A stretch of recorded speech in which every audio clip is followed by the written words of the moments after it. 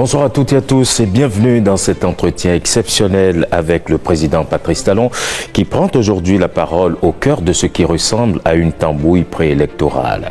Monsieur le Président, bonsoir. Bonsoir. Merci de nous recevoir ici dans l'un de vos bureaux du Palais de la Marina.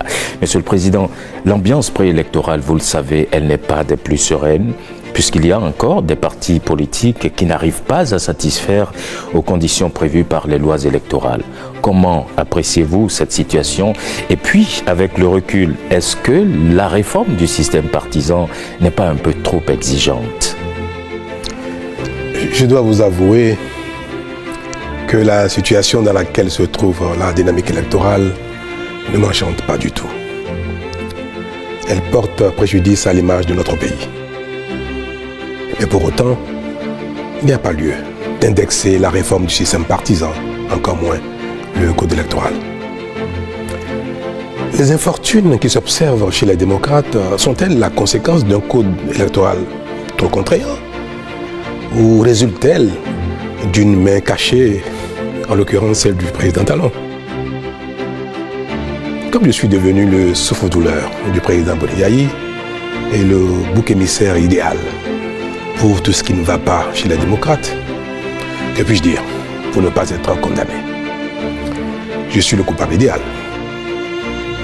Mais avant d'aller à l'échafaud, je vais vous dire à vous toute la vérité.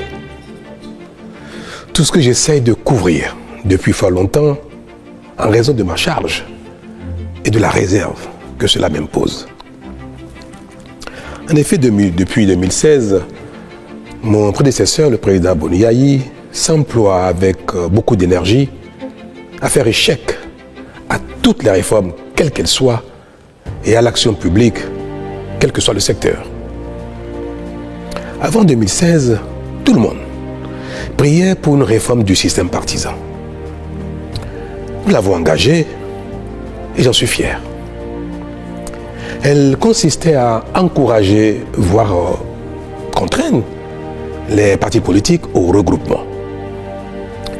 L'FCBE, qui était à l'entame de la réforme, je crois le parti le plus grand de la centaine de petits partis que comptait le Bénin, avait l'opportunité d'absorber un grand nombre de ces petits partis et de devenir un grand parti d'envergure nationale, pour peu qu'elle en ait la volonté.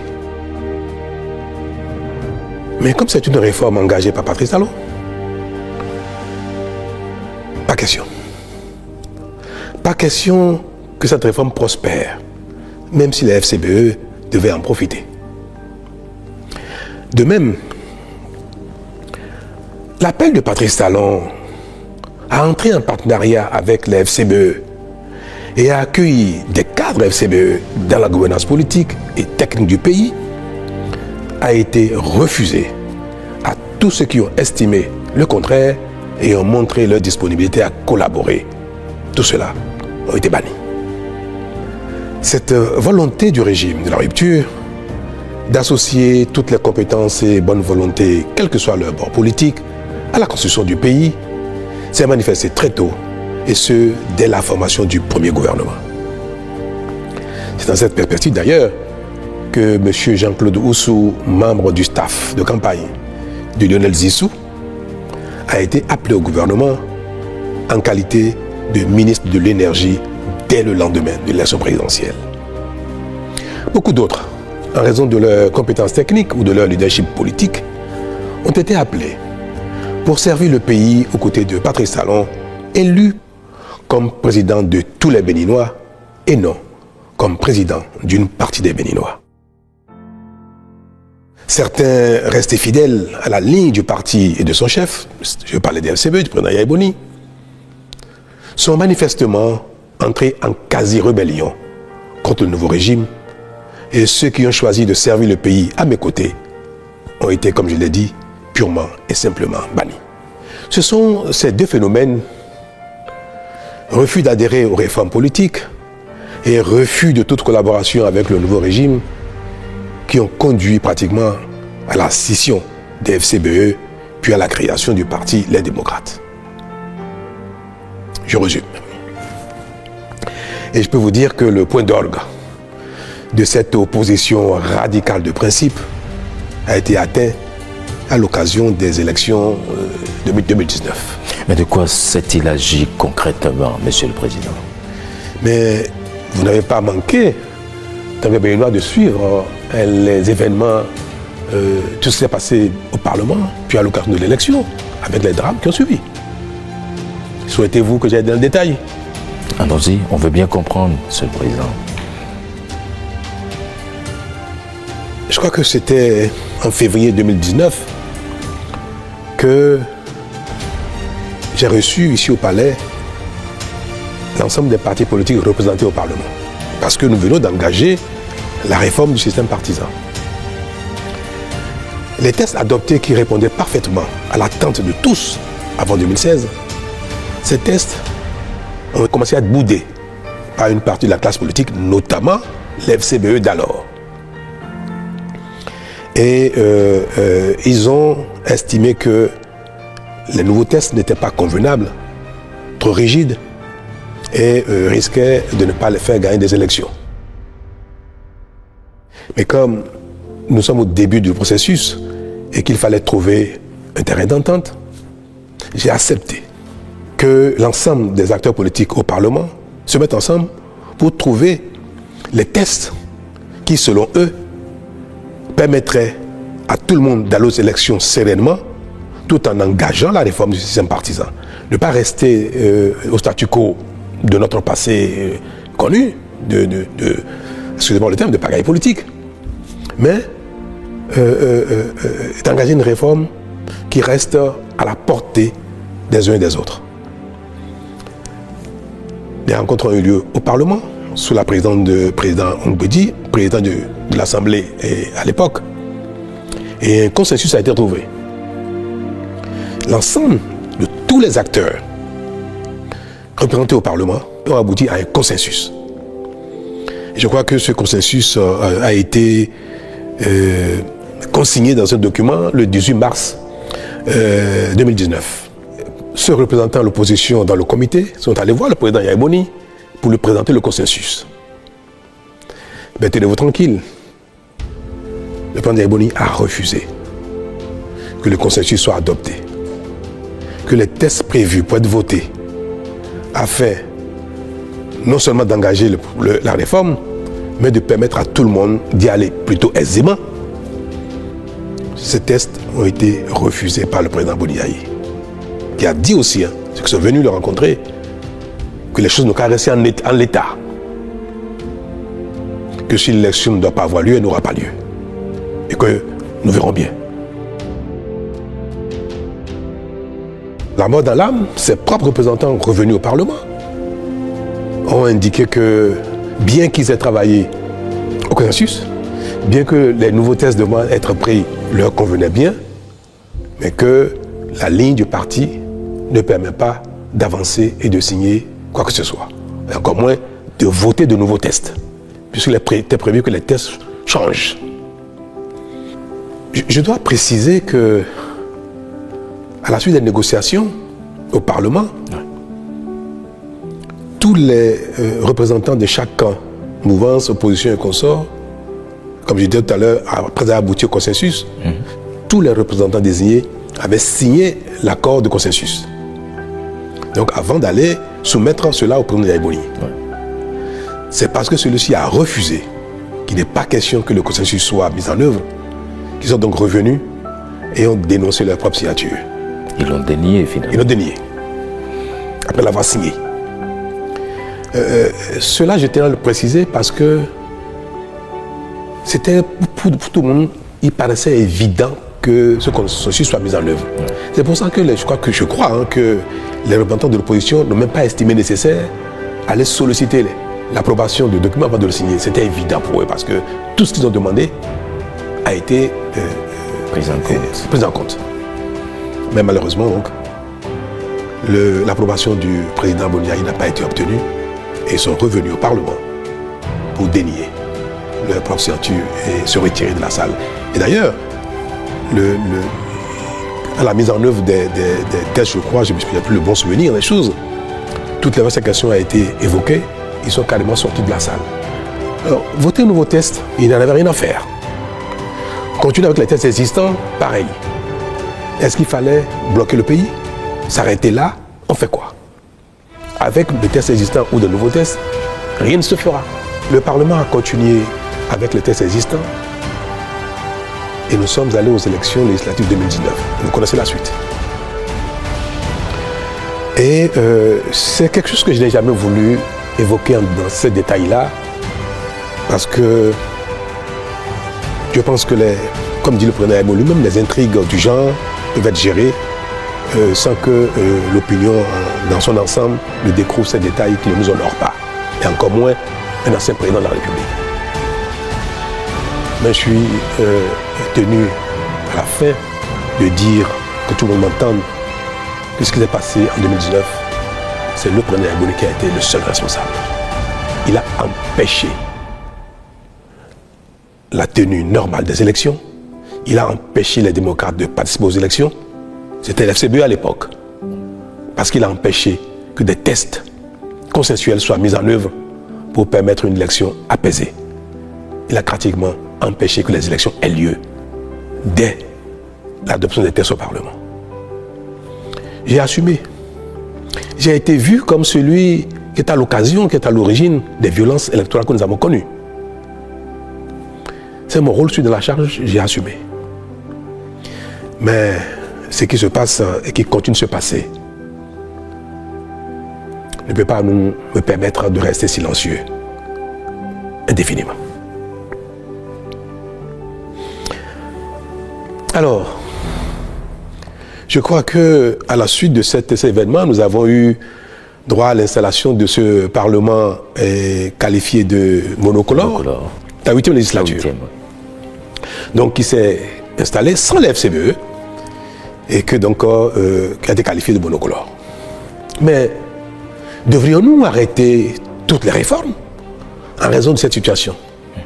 De l'opposition du président Aimo Ndiaye, de faire partie du pays normal, ou bien fallait-il continuer à construire le pays en faisant les réformes, en espérant que la foi dont le président Ndiaye se réclame finirait par l'assouplir.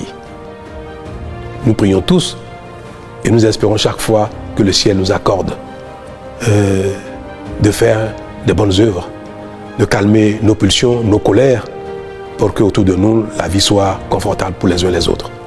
Et moi, j'ai espéré que cette foi finirait par avoir raison de la position du président Ndiaye. Mais je crois que rien n'y fit.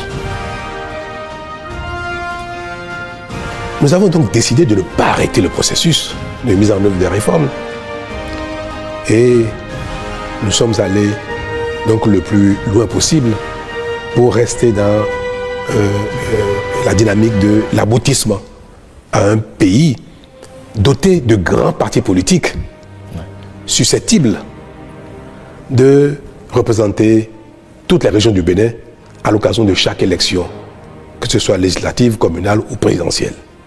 Notre action, qui n'a pas manqué de continuer d'amadouer le président Ndiaye et le FCBE d'alors, nous a amené à entamer, à convoquer un dialogue politique en octobre 2019. Alors l'intérêt de ce dialogue était de tourner la page de la non-participation des FCBE aux élections, de la violence qu'il y a eu, et qu'ensemble, nous repartions sur une nouvelle base avec des tests peut-être nouveaux, un peu réajustés. Disons que j'ai été constamment dans cette dynamique de rediscuter avec les uns et les autres, de trouver des compromis pour avancer. Presque tous les partis politiques existants au Bénin alors, en ce temps, qui ont été invités au dialogue, sont arrivés, y compris les FCBE. Je crois qu'à l'époque, il y avait une dizaine de partis convenablement enregistrés selon la charte des partis. Et les FCBE ont participé au dialogue. Mais le fait d'avoir participé au dialogue, le président Ndiaye a décidé d'exclure tous les cadres FCBE, les leaders FCBE qui sont venus au dialogue. Vous connaissez, vous avez suivi un peu ce qui s'est passé dans cette période-là. Bien sûr. Un processus a été engagé pour les exclure du parti. Je crois que c'était même allé en justice. Évidemment. Je crois que le président Bouigné n'a pas réussi à les exclure du parti. Et le parti devait rester dans son intégrité avec tout le monde. C'est ce qui a fait partie le président Bouigné avec certains et qui a donné lieu à la création des démocrates. Donc ce parti est né du fait de la participation des FCBE au dialogue politique. Il ne fallait pas que les FCBE participent à des échanges dits dialogue politique. Voilà la situation dans laquelle nous avons été jusqu'à la création des démocrates en 2020, je crois. Puis le pays a continué son chemin jusqu'à l'avènement des élections législatives de 2023. Je passe dans les détails, ce qui s'est passé jusque-là. Mais je n'ai pas arrêté de faire le charme aux uns aux autres, de les amadouer, de les supplier même de venir et prendre le train en marche. Et en effet, les démocrates se sont résolus à participer enfin aux élections. Et ils ont été donc candidats aux élections de 2023, aux élections législatives. La suite, avec les mêmes lois, les mêmes tests, parce qu'on a réussi à les supplier, à les amadouer qu'on sort, ils sont allés aux élections et ils ont eu 28 députés avec les mêmes tests. À peine cet obstacle franchi,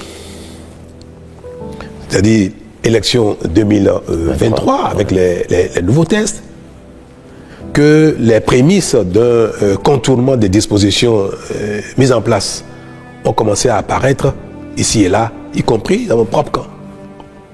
C'est-à-dire que après 1 an, 2 ans, 3 ans d'efforts, de sacrifices des uns des autres pour rester dans de grands ensembles et aller aux élections, je crois que nos démons nous ont rattrapés.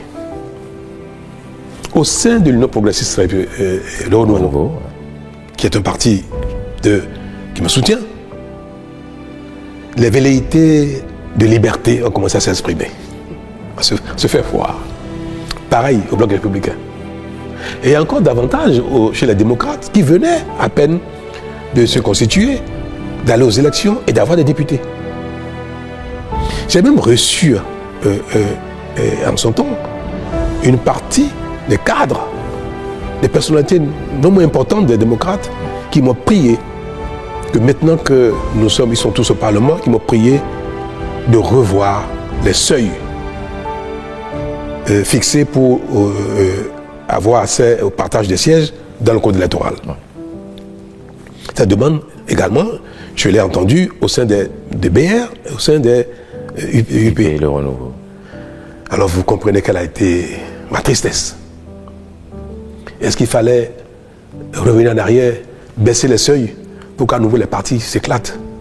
Parce que un seuil plus bas permettait à ces deux partis de se diviser en 2 ou 3. Et je l'ai dit même plusieurs fois ici, à l'occasion de cette rencontre, je l'ai dit au président Boniaï quand il est venu me voir, j'ai dit, Monsieur le Président, si j'avais accepté de m'engager avec vous dans la révision du code électoral pour baisser les seuils, les démocrates auraient déjà explosé. N'est pas vous seul, UPR et BR. Dans ces conditions, vous comprenez pourquoi je suis resté droit dans mes bottes en essayant de convaincre les uns et les autres de bien vouloir rester là où ils sont, là où chacun se trouve, afin que nos sacrifices ne soient pas vains, puisqu'on serait retourné à la case départ.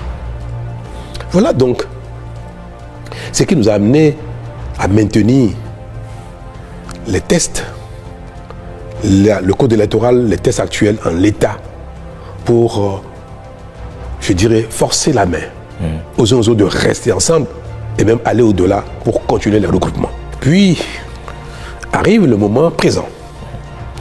L'élection présidentielle et les élections législatives et communales de 2026 et patatras. Le code électoral actuel a certes placé la barre haut pour tout le monde, mais a surtout permis, voire recommandé à chacun d'être disposé, après les élections, à échanger avec les autres afin qu'ils ne se voient plus comme des ennemis. Car c'est ce qui se passe actuellement. Et cela ne doit pas continuer. Que veux-je dire par là? Vous observez que les échanges politiques, tout ce que fait le régime actuel et la réaction, les commentaires, l'opposition des partis dits d'opposition donnent l'impression que nous sommes dans un champ de bataille, sur un ring. Et ça, je l'ai dit une fois, on ne peut pas construire le pays quand on a l'impression qu'il y a une partie du pays contre une autre. Je suis à la fin de mon mandat et ce serait regrettable que je ne fasse rien pour que les choses changent. Ce n'est pas quelque chose qui m'a enchanté, c'est quelque chose dont j'ai souffert tout le temps. Et le moment est arrivé pour moi d'œuvrer à ce que, pour la suite, les choses ne se passent plus ainsi. Et je vais l'illustrer par un fait qui s'est passé il n'y a pas longtemps. Le vote du budget de l'État 2025. Quand le gouvernement a travaillé sur le projet de budget, le ministre des Finances est allé au Parlement rencontrer les divers groupes parlementaires, les diverses commissions, pour échanger sur l'articulation du budget et ses détails. Les démocrates, pour une fois, ont participé au débat et ont fait des observations pertinentes et ont suggéré des modifications et des amendements au projet de budget. Le ministre des Finances s'est employé à prendre en compte la quasi-totalité des observations et des recommandations des démocrates. C'était une belle occasion pour montrer que le pays est indivisible. Et je profite pour l'en féliciter à nouveau. Mais toutes les gymnastiques possibles ont été faites pour que toutes les ovations soient prises en compte et toutes les recommandations des démocrates soient intégrées au projet de budget. Le ministre est revenu au gouvernement, présenter la nouvelle mouture. Le gouvernement l'a approuvé entièrement dans son intégralité et a souhaité que le budget soit voté en l'état avec les nouvelles dispositions. Au vote, les démocrates ont fait exactement ce qu'ils ont l'habitude de faire, exactement le contraire de ce qu'ils ont souhaité. Quelques jours avant, ils ont voté contre le budget. Comment ça peut se comprendre? Et nous avons appris dans les coulisses que le compte rendu qui a été fait au président Yahya Boni pour solliciter son accord avant de voter le budget, que ce accord n'a pas été obtenu et que le président leur a interdit de voter le budget, bien que celui-ci ait pris en compte la quasi-totalité de leurs observations et recommandations. Ce n'est pas acceptable. Et vous voulez que, passant la main, je ne sais pas à qui, que je ne recommande pas que le pays continue ainsi. On a l'impression que la compétition politique s'exerce dans une adversité éternelle. Qu'après les élections, les partis ayant été en course sont devenus des ennemis. Mais ça ne se passe nulle part comme ça. C'est vrai. Cela arrive quelquefois dans quelques endroits du monde. Mais pour un pays où tout est à construire, le consensus est indispensable pour non seulement faire les efforts nécessaires, engager nos populations dans les efforts, présenter aux partenaires de développement que nous sommes, nous voyons tous le développement du pays comme un impératif et que nos guerres ne sont pas de nature à empêcher les grandes actions et notamment un budget. Vous voyez ce qui se passe en France. La France peut se permettre de ne pas avoir un budget. Le pays est grand. L'industrie, le commerce fonctionnent parfaitement sans l'État. Et l'État n'est pas le principal acteur économique. Au Bénin, la paralysie de l'État serait une catastrophe. Donc on ne peut pas Pendant qu'ailleurs, les gens s'entendent, qu'ils soient de bords différents pour travailler ensemble, pour trouver un consensus, on ne peut pas ici, même si un consensus est trouvé, dire que nous sommes des ennemis et dire qu'il faut que le pays soit bloqué, paralysé, pour peut-être qu'il y ait des élections anticipées, ou qu'il y ait des coups d'État, ou qu'il y ait je ne sais pas quoi. C'est malheureux et je prie tous les dieux pour que l'avenir du Bénin ne se conjugue plus en de tels combats politiques et autres, en de telles dynamiques de confrontation éternelle. Et c'est bien pour ça que je suis aujourd'hui favorable à ce que nos tests, le code électoral et autres obligent les gens, certes à aller en compétition, mais à travailler après ensemble pour l'intérêt national. Et je l'ai dit aux jeunes que j'ai rencontrés il n'y a pas longtemps ici au Palais. Il dit, mais qu'est-ce qui oppose UPBR? Qu'est-ce qui oppose UPBR et les démocrates? Qu'est-ce qui nous oppose fondamentalement? Si ce n'est une question de feeling. Nous avons les mêmes besoins d'eau, d'électricité, de routes, d'emploi, de bonne santé, d'éducation. Et ces choses-là ne relèvent pas d'une idéologie. On peut aller à la compétition, mais on peut travailler ensemble. Et le monde va ainsi. Regardez en Allemagne. Nous avons vu pendant longtemps que la CDU et le FDP, je crois, qui ont souvent des partis challengers, qui se challengent, qui vont aux élections ensemble, c'est-à-dire les uns contre les autres. Une fois les élections finies, ils se mettent ensemble pour gérer le pays. Et chacun apporte sa pierre à la réflexion, chacun apporte sa contribution à la définition de la politique nationale. Et on peut observer que à la suite de ça, la même CDU avec le SPD, pareil. Partout dans le monde aujourd'hui, regardez en Europe, on observe bien que les populations ont beaucoup évolué, les peuples ont évolué, la dynamique démocratique a évolué, les libertés ont évolué. Donc, il n'est plus convenable qu'un seul camp dise qu'il détient la vérité et qu'il s'impose aux autres. Il faut mettre les vérités ensemble pour construire un pays. Mais mettre les vérités ensemble requiert dans un système démocratique que d'abord les vérités se confondent dans les urnes. Une fois que l'un a gagné, parfois on peut gagner une élection à une voix près. 49,49% peuvent perdre au profit de quelqu'un, d'un groupe qui a fait 51,01%. Ça ne veut pas dire que les 49% ont tort. Non, il faut que pour construire le pays, les responsables, les divers leaders se mettent ensemble d'une certaine façon pour définir la conduite du pays. Chacun dans son rôle, chacun dans son couloir, chacun selon ses compétences. C'est bien cela, et de ça qu'il s'agit. Et c'est pour ça que j'ai dit aux jeunes, mais demain, après les élections, si les démocrates gagnent, pourquoi ils ne travailleraient pas avec l'FCBE? Pourquoi pas aussi avec peut-être UPBR? Que si le BR gagne les élections, UP, pourquoi ils ne travailleraient pas avec les démocrates, soit au Parlement, soit même dans un même gouvernement? Moi j'ai fait ça. C'est des choses qui peuvent arriver si, pour autant que les uns les autres veuillent bien le faire. Le code actuel prescrit cela.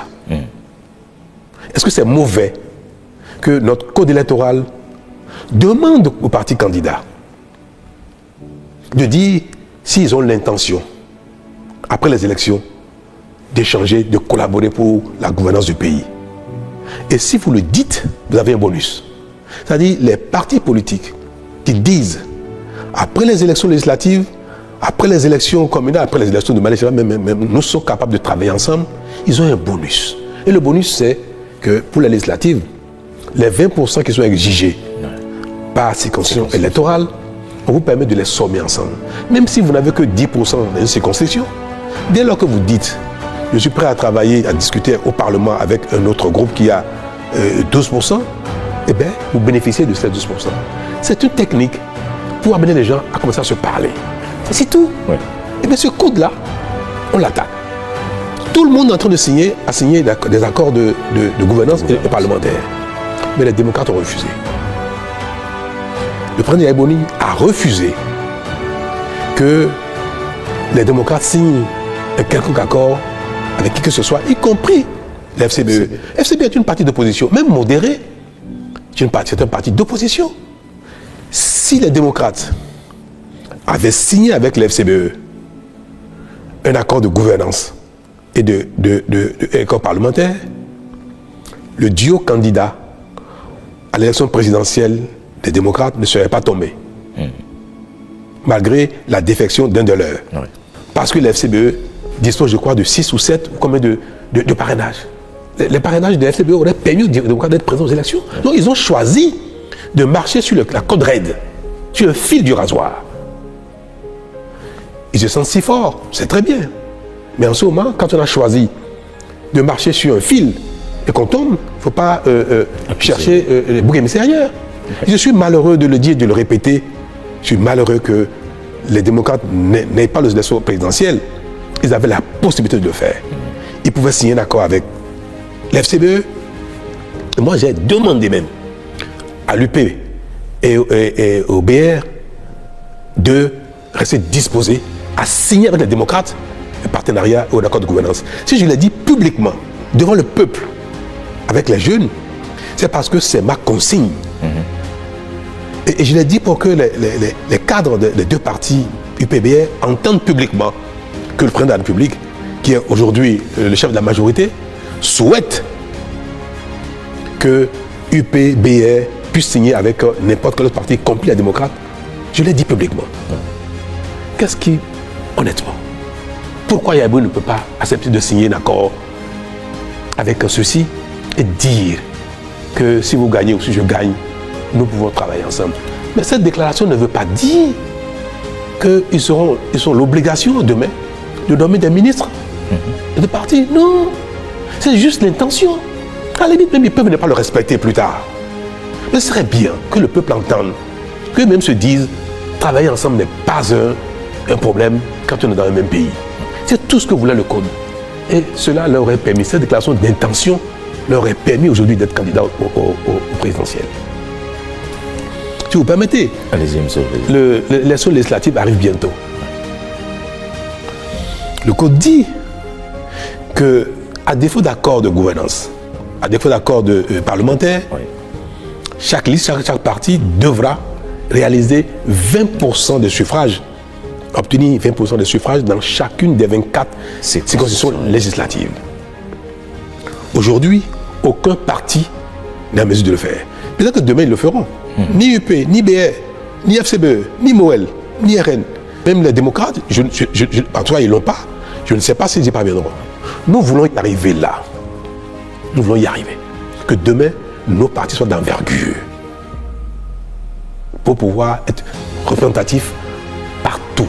Et que partout dans le Bénin, les gens se sentent concernés par l'action d'un parti, le pouvoir d'un parti. Même si le parti n'est pas majoritaire partout, que le parti soit présent, suffisamment présent partout. Comme on n'y est pas encore, et que nous demandons aux gens de se regrouper pour y arriver, mais en attendant d'y être, on demande aux gens de faire des déclarations d'intention. Rien que ça. Que les démocrates disent, je pourrais travailler avec les BR après les élections. En quoi vraiment? C'est noble comme intention. Oui. Ça peut les influencer demain à être un peu disponibles. Mais en quoi c'est une contrainte? Oui, et cela leur aurait permis bientôt d'aller aux élections législatives sans être soumis à la satisfaction de ces 20% exigés. Et ils pourront avoir peut-être 50%, 60% du Parlement. Peut-être qu'ils auront 80 députés sur 109, rien qu'avec cette déclaration d'intention. Moi, je fais tout pour amener les uns les autres à travailler ensemble, à ne plus être des ennemis, au moins à déclarer leur intention de non-agression. Oui, vous parlez si bien d'intention de non-agression, mais croyez-vous vraiment à la viabilité de ces alliances entre des partis qui aujourd'hui sont d'obédience différentes? Mais vous voyez bien que les obédiences ne sont pas forcément liées à des idéologies de gouvernance politique. Quand on a tout, on a déjà les fondamentaux, on a l'école, la santé, les routes, l'eau, l'électricité, assez d'emplois, on peut parler d'obédience politique, en réalité liée à la vision. Mais aujourd'hui, nos populations demandent aux uns aux autres le minimum, comment je vais dire ça, le minimum de survie. Donc les gens sont dans des divers camps par affinité. C'est tout. Mais je vous ai dit, qu'est-ce qui différencie l'UPR du bloc républicain? C'est un camp d'affinité. Ouais. Qu'est-ce qui fait que les démocrates ne sont pas ont quitté la FCBE? Pourquoi à l'époque les FCBE Yaïbouni ne sont pas venus avec moi? Parce qu'il y a un problème à Yaïbouni et à Patrice Talon. Le seul problème que les FCBE ont eu dans le passé, quand ils étaient dirigés par Yaïbouni, le seul problème que les démocrates ont aujourd'hui, dirigés par Beni Yahi, c'est parce qu'il y a un problème entre Patrice Talon et Yaïbouni. La guerre entre mon ami, mon grand frère, l'ancien président et moi, est en train de pourrir l'environnement politique au Bénin. Même l'environnement social. En train de pourrir même la paix et la quiétude, la concorde. C'est dommage. Vivement les élections de 2026 pour que nous quittions la scène politique. Je voudrais tant. Vous le souhaitez? Ah oui. Que lui et moi, on quitte la scène politique. Ça c'est peut-être vous, mais peut-être pas lui. Mais je voudrais qu'il quitte aussi la scène politique. Car à la limite, on se retrouve dans un conseil de sages pour donner des conseils aux gens, pour faire des arbitrages. Le Sénat voulait vous dire? Mais pourquoi pas? Je ne sais pas quel nom ça va s'appeler, mais il serait bien que nous quittions la scène politique. Notre relation nuit au Bénin.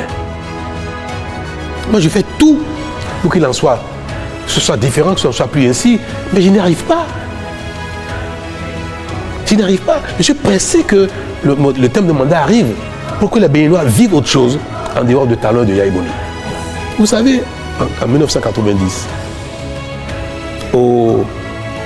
à la conférence nationale, pourquoi les conférenciers ont mis la limite d'âge aux élections présidentielles, 70 ans? Pourquoi? Ça a été affirmé.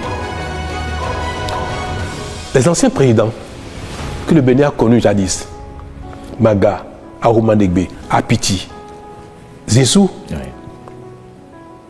ont pourri la vie aux Béninois par la compétition politique, par la guerre de leadership. À la conférence, paix à l'âme d'Apiti, Apiti n'y était plus, mais il restait encore 3. Maga, Arouma Negbe, Zissou. Presque à l'unanimité, sauf les 3.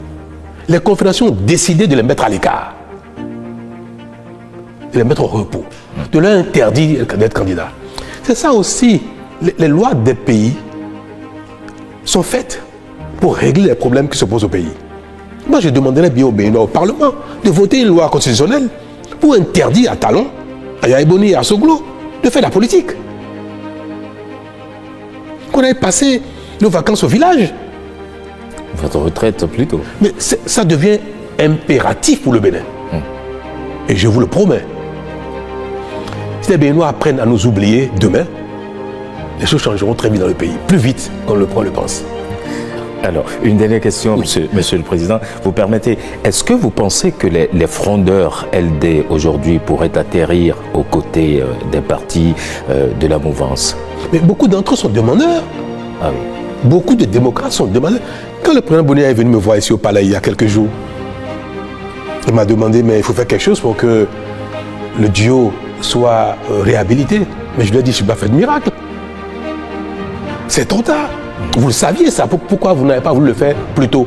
Pourquoi vous n'avez pas voulu faire un accord avec les FCBE, ni avec BR, ni UP? Mais il m'a dit, oui, d'accord, c'est trop tard, mais qu'est-ce qu'on peut faire maintenant? Il dit, monsieur le Président, dites-moi, s'il y a un moyen de le faire, je le ferai. Mais je ne trouve pas comment revenir en arrière. Il souhaitait quoi? Annuler le processus. Il faut repartir. Mais c'est pas bien. Il ne faut pas que leur intransigeance, leurs erreurs amènent le pays à faire du n'importe quoi. Donc j'ai dit, monsieur le Président, ce n'est pas possible. Moi, je ne peux rien faire, je ne vois pas ce que je peux faire pour ramener le processus en arrière afin que Maître Agbodjo et l'audio soient à nouveau éligibles. Je ne sais pas ce que je peux faire. Si vous trouvez quelque chose à me conseiller qui est dans mes cordes, je le ferai. Mais quelque chose de réaliste. Et puis nous allons parler de législative. Et je lui ai dit, monsieur le Président, attention. Ce que vous faites, ne continuez pas, parce que si jamais il y a un malheur aux législatives, vous serez seul responsable. Vous n'allez pas chercher encore Talon si jamais les élections législatives se passent mal et qu'il les démocrates ne sont pas au Parlement. Parce que le risque de ne pas au Parlement guette tout le monde. Tous ceux qui veulent aller aux élections tout seuls, ils sont guettés par ce risque-là. Et si ça arrive, et il m'a dit, le président Boniaï, j'ai entendu dire que j'ai dit que je veux que tout le monde aille au BR ou à l'UP. Mais ce que je lui ai dit, c'est simplement que les uns et les autres discutent, que les démocrates peuvent discuter avec UPBR, discuter avec CBE pour faire une déclaration d'intention, d'amour. Même si l'amour ne se consomme pas après, parfois la déclaration peut suffire. Pour qu'il n'y ait pas ce risque-là. Il est parti d'ici en me disant qu'il me reviendrait là-dessus et qu'au besoin, je pourrais aider à ce que les UPBR acceptent de le faire. Le débat a eu lieu chez les démocrates au lendemain de son arrivée ici. Le débat a eu lieu. Certains ont dit « Alléluia, il faut le faire ». D'autres ont dit non. Et in fine, le président Boniaï lui-même a dit non. Nous aurons des élections dans ces conditions, quelles que soient les conséquences que ça va générer. Et nous verrons bien après ce qui va se passer. Mais alors il ne se passera rien du tout. Si les démocrates décident d'aller aux élections dans ces conditions, il ne se passera rien du tout. Je vais prier simplement pour qu'ils gagnent, qu'ils enlèvent des sièges pour que le pays retrouve son calme comme d'habitude. Un mot, Monsieur le Président, pour conclure cet entretien. Mais je voudrais conclure cet entretien avec vous et vous interpeller vous-même en tant que Béninois, juste pour dire que il faut préserver la concorde, l'unité. Et il faut que chaque personne, chaque leader, chaque Béninois qui, dans sa vie sur cette terre, finit d'accomplir sa mission, un rôle donné pendant un temps, qu'il veuille que ceux qui vont le succéder, quelles que soient les conditions, puissent réussir pour l'intérêt général. Que celui qui part ne souhaite pas le chaos après lui. Je veux dire que la compétition politique ne doit pas se faire au détriment du pays. Malgré nos déceptions, malgré nos divergences, il ne faut pas que nous soyons ennemis au point de compromettre l'intérêt général. Moi, j'en ai donné le signal. J'ai travaillé avec des FCBE au lendemain de mon arrivée à la fonction. Jusqu'à aujourd'hui, je continue de le faire. L'ancien Premier ministre Zinsou, qui a été mon challenger aux élections de 2016. Aujourd'hui, il travaille avec le Bénin, il travaille pour le Bénin. Il fait des choses extraordinaires. Moi, je suis admiratif de ce qu'il fait. Il nous accompagne beaucoup, il nous aide beaucoup. Il aime son pays. Moi, j'ai pu, en 2016, même mal juger sa capacité à se donner pour le Bénin. Et j'observe, il n'est pas président, mais il fait des choses extraordinaires pour le Bénin. Et ça, vous voyez, s'il avait suivi Yaya Boni, il nous aurait privés de ses compétences. Il nous aurait privés de tout ce qui nous apporte dans le succès de notre action. C'est ce que je voudrais que chacun fasse, qu'on soit d'un bord ou de l'autre. Quand c'est le pays, on peut servir le Bénin. On peut ne pas être d'accord avec Talon, Patrice. On peut ne pas être d'accord avec la rupture. Il ne faut pas saboter le Bénin. Il y a un monsieur qui fait des posts sur les réseaux sociaux, qui est un poulain du président Yaya Boni, un projet démocrate. Un protégé, un poulain, je sais de quoi je parle, de Yaya Boni, qui raconte sur les réseaux sociaux que nul ne doit aller investir au Bénin. N'allez pas au Bénin, vous serez escroqué, vous serez broyé, vous serez mis en prison. Les Béninois sont des voleurs, ils vont vous voler, ils vont vous escroquer. L'État même du Bénin va vous escroquer aussi, vous serez broyé. C'est un Béninois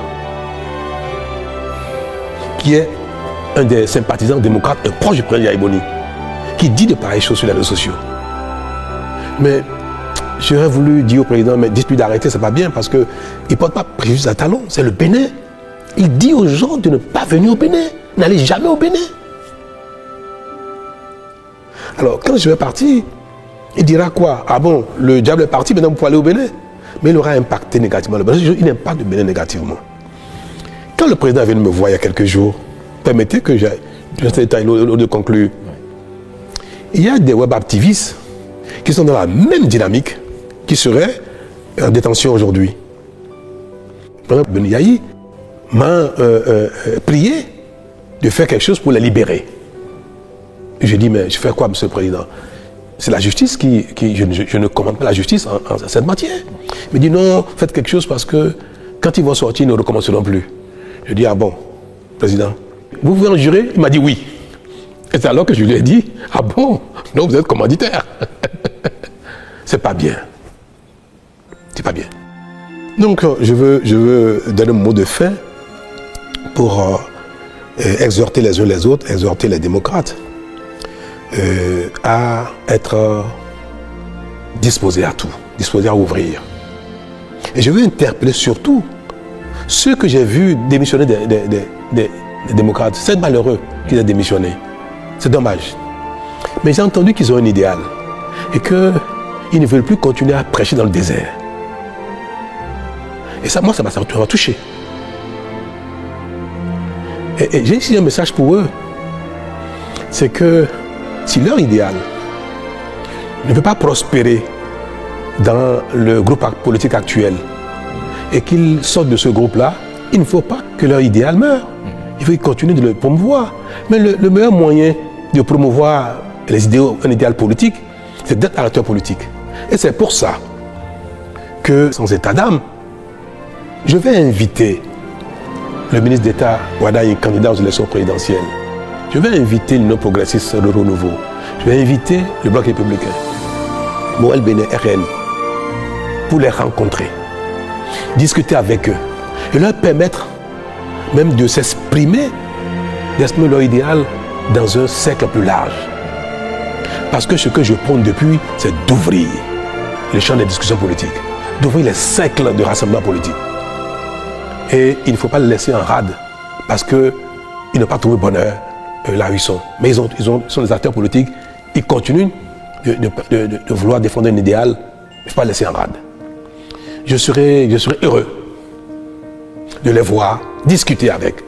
Et je voudrais également que d'autres démocrates qui sont encore dans le parti influencent le président Boniaï, influencent les faucons du parti pour qu'ils ouvrent des discussions avec les FCBE, avec BA, avec UP, pour que les compétitions électorales ne fassent pas de nous des ennemis. Et ça, telle est ma prière. Et je vais, demain ces jours-ci, agir pour ça. Je veux le ministre Wadaye, je lui dirai qu'il doit le faire. Je veux le président Djogbenou, Biochane, Ayadji et Mme Prunesio, je vais leur dire qu'il faut aller parler avec ceux qui ne pas trouver leur bonheur et qui sont sortis pour que le Bénin continue de rassembler ses fils qui ont de la vocation politique pour travailler ensemble pour le Bénin. C'est ma volonté, c'est ma prière. Merci beaucoup, Monsieur le Président. Merci. Merci à toutes et à tous. À très vite.